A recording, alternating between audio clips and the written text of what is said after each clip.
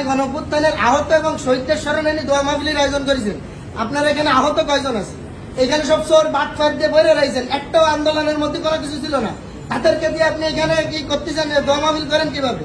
আন্দোলনের যে এই যে এখনো গুলির দাগ রয়েছে, আপনি তাদের আমাদেরকে বাদ দিয়ে এই পরের কি 2 দিনও কোনো জায়গার আন্দোলনের কোনো ভূমিকা দিতে পারবেন না। এদের কাহিনী কি করতেছেন কেন? আপনার আন্দোলনের স্টেক হোল্ডার কারা ছিল?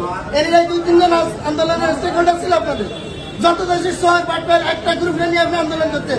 আন্দোলনের মধ্যে যে সমন্বয় গ্রুপ ছিল তাদের কারে কইছেন আপনি? এর শুধুমাত্র এমনি 2-3 জন নিয়ে বসে বসে করতেছেন। আপনি কাদেরকে নিয়ে এসে কি করতেছেন?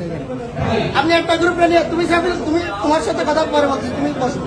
এনে কাদেরকে নিয়ে আপনি করতেছেন? আপনার এই যে কিছু আপনি এখানে রাত ব্যাগটাকে বললেন যে আমরা কোনো বৈষম্য তুমি এখানে করো, তুমি আগে কথা কম করো, তোমার সাথে কথা বলছো তুমি কথা বলো না। আমি তোমার কথা এখানে কিছু বলতেছি না। তুমি আমাদের এই আন্দোলনে বড় স্টেক হোল্ডার, তুমি কি না আন্দোলনের এখানে যারা খুলনার আন্দোলনের নেতৃত্ব দিচ্ছে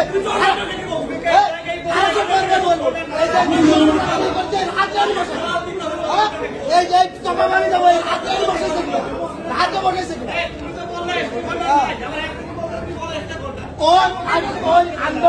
আন্দোলনের ওই একটা এই খুলনায় যে একজন আহত হয়েছে, এই খুলনায় যে একজন আহত হয়েছে, আমার একটা প্রশ্নের উত্তর দেন, এই খুলনায় যে একজন আহত হয়েছে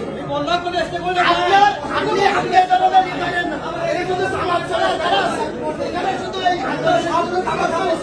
এই আন্দোলন শুধু সামাজ করেছে আর আমার মধ্যে বৈষম্য আমার একটু